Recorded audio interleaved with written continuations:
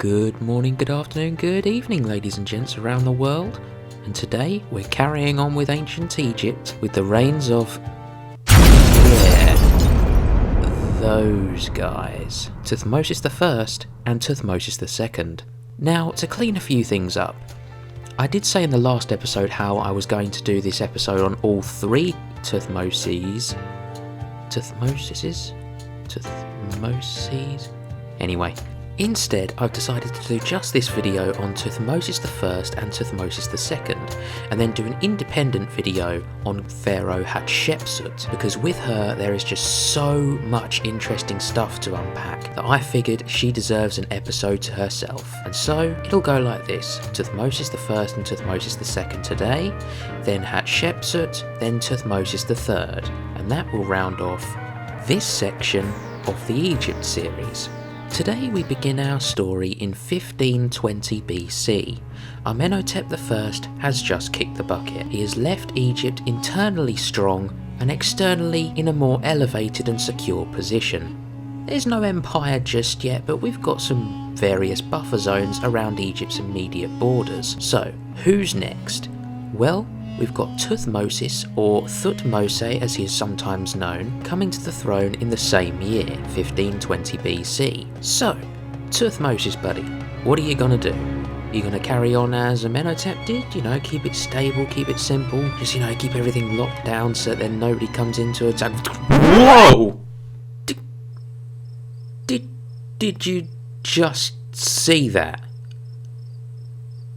He ate Kush! Wow. He just glomped it. Tuthmosis, did you even chew that thing before swallowing? Oh, probably not. So, now that we've cleared up that Tuthmosis is probably one of the scarier pharaohs, yeah, more or less at the start of his reign, he went down there and finished off any motion of Kush coming back to bite Egypt in the behind again. It has to be noted that at this point in Egypt's history, Kush had more or less become a vassal state of Egypt at this point, and despite the vassalage, it made things no easier for Egypt. In fact, Kush as a vassal state of Egypt tended to be more of a massive thorn in Egypt's side, rather than just a compliant little puppet state. Oh no. Instead, every now and then it sparked massive rebellions to the south of Egypt, meaning internal trade routes as well as external ones would be threatened by disruption and possible collapse. And so to deal with that problem early on, Tuthmosis took a lovely stroll down south of the Nile and kicked Kush up the arse. So that's it, we are not going to be seeing Kush anymore. The thing to note about the Nubian kingdom of Kush is that it was an unimaginable source of gold, and due to the imports of gold from the newly conquered kingdom of Kush to the south, this is where we get our stereotypical association with ancient Egypt with a lot of gold. I am talking whole boatloads. I mean, have you seen King Tut's sarcophagus? The final conquest of the Nubian kingdom of Kush was seen as a great victory, and in the fashion of any ruler with a huge ego in history, the detail of the victory may have been exaggerated a little bit. But the autobiography found in the tomb of Tuthmosis I states how Tuthmosis himself led the final battle against the Nubians to the south, even killing the Nubian king himself with an arrow to the neck. Moreover, another inscription states, and I quote, "He marched to the ends of the earth with his conquering might, seeking one who would fight, but he found no one who would turn his face against him. He pressed on into valleys which the ancestors had not known, and which the wearers of the vulture and serpent diadems had never seen. Subject to him are the islands of the sea, and the whole earth is under his 2 feet." Close quote. Now, I don't know about any of you guys, but if I was somebody in ancient times reading this, I would probably think that I were reading the autobiography of a literal god. Because it is true that perhaps the ancestors had not seen these lands. After all, this was the furthest any king or pharaoh of Egypt had yet been to the south of their original territory. No leader before Tuthmosis had successfully conquered and subjugated the kingdom of Kush to the south. And if you think it ends there with the conquest of Kush, oh boy, are you wrong again. Because after conquering Kush and killing its king, and hanging the body of the Kushite king from the prow of his royal ship on the way back to Thebes. Okay, yeah, so that happened. Right, so after parading the Kushite king's body up the Nile like a trophy, Tuthmosis did not stop with the conquering. Instead, he travelled further north. And remember how I said that when Ahmose I came to the throne, before Tuthmosis and Amenhotep, he went about setting up buffer zones around the immediate territory of Egypt. One of these buffer zones covered roughly the territory of the Sinai Peninsula, so there to be exact. So old Tuthmosis went up, travelled to this buffer zone on the Sinai Peninsula, and after making it the Holy Mary, my God! How is your digestive system still working? Do you ever stop eating? There you go, that's most of the eastern Mediterranean coast, just Egypt now. Okay, so just to clarify, yes, Tuthmosis did finally lead a conquest up the eastern Mediterranean coast, all the way up to modern-day Syria, Lebanon, and even parts of southern Turkey, meaning the Egyptian Empire now stretched from Kush in the far south all the way up to the northern tip of the Euphrates River. Such a large empire now, this would eventually bring Egypt into contact and eventually conflict with other great civilizations of the late Bronze Age, such as the Hittite Empire, the Assyrian Empire, and eventually trade even with the Mycenaean Greeks. But as great as having all this territory sounds, when you have an empire, you need to consolidate control and rule in the territories you control. Otherwise, you're going to lose favour with the locals and your empire's gonna fall apart pretty sharpish. So, in order to consolidate his authority in Kush to the south to start with, Tuthmosis ordered the construction of a great canal to improve the infrastructure between the conquered territory of Kush and Upper Egypt. This meant that it was easier to deploy troops in case of another uprising or rebellion, and better connect merchants with new markets in the conquered territory, meaning that not only trade and wealth were well connected between the two areas of the empire, but law, order and authority could be quickly and effectively distributed within the new territories, meaning that the pharaoh would always be able to keep tabs on Nubia to the south if any major problems ever arose there again. And it is not until the sun set on the Egyptian empire that the Nubian kingdom of Kush would become a huge problem for the pharaohs who now dominated the Near East. But I hear you wonder, how was his power consolidated in his territories to the north along the Mediterranean coast? Well, as we'll discover as we go along down the line more towards Ramses,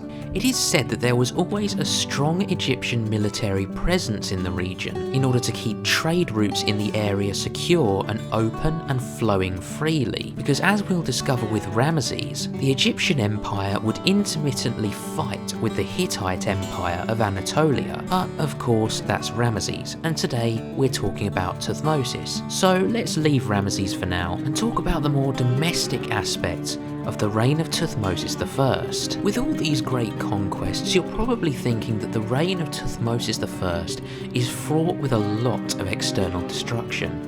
but it's equally balanced more or less with construction under his reign. Because as we all know, a lot of rulers of Egypt contributed to the construction of the temple site at Karnak. Before the reign of Tuthmosis I, Karnak only consisted really of a long road leading to a central platform area. Tuthmosis, however, was the first leader of Egypt to drastically enlarge the site, making it more than just a single road leading to a single area. He was said to have designed and constructed an area of the site at Karnak to reflect and envision a field of papyrus reeds, which, during the New Kingdom, were seen as a sign of creation. Don't forget, the Egyptian religion is based quite heavily around the flowing of the River Nile and the agriculture that took place along its banks. And due to the recent acquisition of territory in modern-day Lebanon, it's said that to construct the site, Tuthmosis had cedar wood imported from that area in order to build columns within the structure he built at Karnak.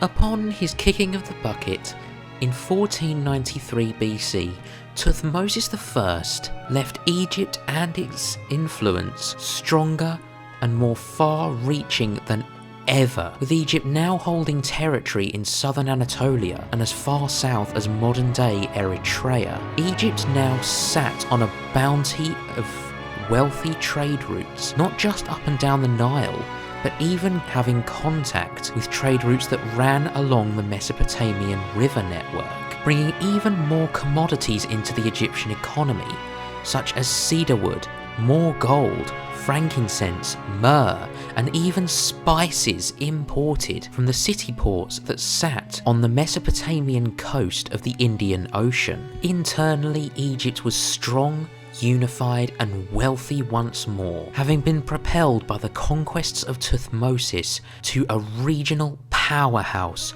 of trade, architecture and culture.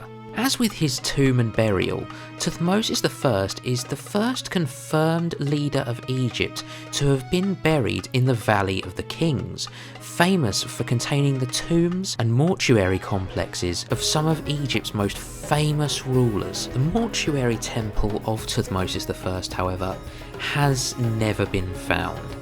It's been theorised instead that the mortuary temple of Tuthmosis I may have either been demolished or incorporated into the great mortuary complex of Pharaoh Hatshepsut, but of course we can't be 100% sure. So with Tuthmosis I having met his end in 1493 BC, we move on to his successor, Tuthmosis II, who ascended to the throne in the same year. Before we get into the details of the reign of Tuthmosis II, we first need to consider something. Throughout history, and we'll see this repeatedly over and over as we go down the line, when one monarch, ruler, emperor, prince, it doesn't matter, when one ruler dies, the vultures begin to circle, as they say. Those waiting for a rebellion seize their chance. Those who wish to have a shot at more power in their native land begin to set the wheels of their instruments in motion. Perhaps corruption ensues, especially if it's a child ruler. Oh dear, then you've got a wave of problems coming your way. With the beginning of the reign of Tuthmosis II, however, in 1493 BC, the problem of running an empire came to haunt him in the form of a rebellion in the Egyptian province of Kush. With the transition of power always comes a brief moment of weakness, which is often seized upon by rebel groups within empires, other factions or other dynasties. Even outside enemies will often use this transition of power to their advantage. This was the case with one of the Nubian chiefs in northern Kush. With the transition of power from Tuthmosis I to his successor Tuthmosis II, this chieftain seized his opportunity and incited a great rebellion against Egyptian suzerainty in the region. However, Tuthmosis II, like his predecessor, was not one to hang about. Hastily, with the beginning of his reign, he sent troops into the threatened garrisons of Kush with orders to suppress the rebellion and kill all Nubian males who took part in the uprising. Well then, it seems Tuthmosis II is no joker. Wow. Okay, remind me never to piss off a pharaoh. But one interesting thing to note with the suppression of the rebellion in Kush is that Tuthmosis II gave orders for one of the sons of the Nubian chieftains to be taken captive and brought back to Egypt to be raised as an Egyptian citizen. As we'll see as we go down through history, this practice is rather common and, in fact, features in some aspects of popular culture today. It was often used as a way for kings or emperors to ensure the loyalty of subjects or treaty-bound allies in other lands. Because should the parents of the child note take up arms against their ruler, or should the treaty-bound ally go back on their word, they technically have the subject or allies in question's child as a hostage. So yeah, you more or less have the first instance of political blackmail, and certainly not the last. Oh, you do not have to look far these days to see any of that. Things never change, do they? Oh well, let's move on. So this child, taken from his home of Kush, would be raised as an Egyptian, and later down the line he would be installed as a local ruler of Kush on the behalf of the Pharaohs. So therefore an effective way to get the Nubians on side with the Egyptians and prevent any further uprisings. So, despite the brutality of the suppression of this rebellion, it must be said that that was quite a clever move on the behalf of Tuthmosis II, because on the Egyptian side of things, they could install a leader in Kush who would be loyal to the Egyptian government and therefore would ensure the prevention of any further rebellions or uprisings. Moreover, on the Nubian or Kushite side of things, they had somebody familiar to lead them, a familiar face whom they could trust to speak on their behalf in the Egyptian government, so the Nubians wouldn't be tempted to rise up against their Egyptian occupiers, and the Egyptians wouldn't have to keep sending more and more military garrisons down south to quell any further unrest. Well, it doesn't stop there, because running an empire, who would have thought it, is a lot of hard work. And not long after the Nubian uprising, Tuthmosis was off again to quell yet another rebellion, this time in his territories in southern Palestine. Here, he sent forces against the Bedouins who lived in the area. Yes, that is right, Bedouins, the nomadic peoples of the desert who you have probably heard tales of, and who still exist to this day.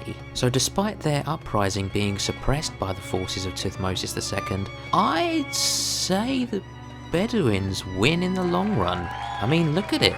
The Bedouins still exist to this day, and, well, there's no pharaohs knocking around anymore, are there? Despite some detail on the military campaigns of Tuthmosis II, little else is known about his reign, apart from the fact that he is said to have developed the site at Karnak, like his predecessor, building a festival complex at the site.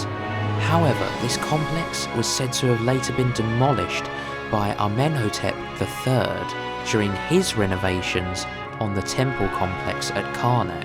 Now, it's a bit sketchy as to where the reign of Tuthmosis II comes to an end, because as I've mentioned before, the Egyptian pharaohs had the nasty habit of going back and erasing records and more or less anything to do with their predecessors, and it happens most frequently under the New Kingdom, so things are going to get sketchy. However, it's generally accepted that the reign of Tuthmosis II comes to an end in 1479 BC, and the mantle of pharaoh is taken up by one of his wives, Hatshepsut, who once more is another name that is recognised widely to this day concerning ancient Egypt. And yes, there was a biological heir to Tuthmosis' throne, and his name, another one, Tuthmosis, everybody.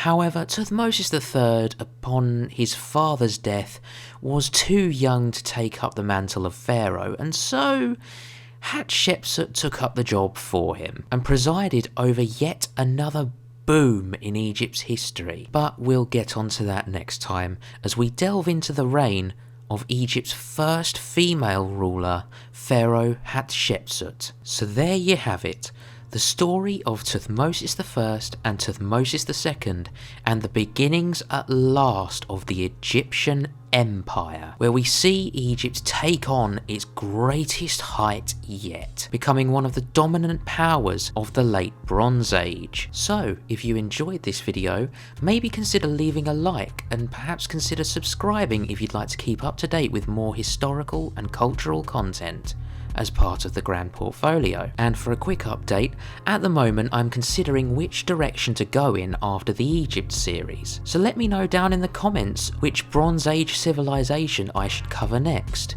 after Egypt. However, there are rules to this. It has to have existed within the same time frame that we've been covering so far with Egypt. So, for example, I could do a mini series on the Hittite Empire, I could go into the Sumerian Dark Age and the rise of the city of Babylon, or I could go into the successor dynasty to Xia, the Shang dynasty of China. I'll leave it up to you. Let me know down in the comments and I will get researching. For now though, it's time for me to sign off. I'm Lewis of the Grand Portfolio, and thank you for watching.